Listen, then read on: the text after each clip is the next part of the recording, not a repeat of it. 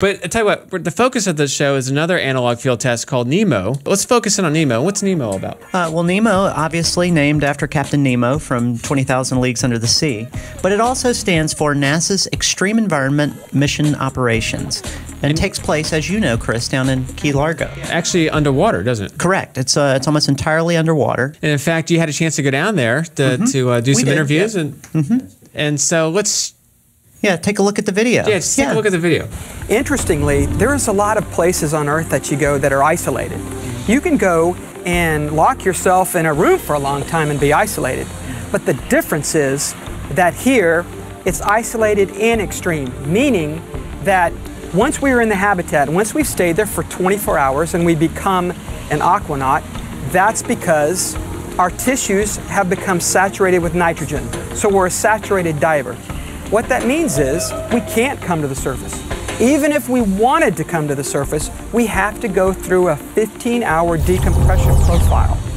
So just like in space station, where we would have to do a 15-hour re-entry in an emergency, we've got to do a 15-hour decompression cycle. And see, and that's good not only for the astronauts, it's for all the staff that's around them. They got to be prepared for that. They got to think through that and understand that, so they'll be ready for an event should one happen. What a neat thing it was for NASA to find the facility, because this government agency, NOAA, is a sister agency to NASA, and they have to have similar thought processes and procedures for emergency conditions, just like our astronauts.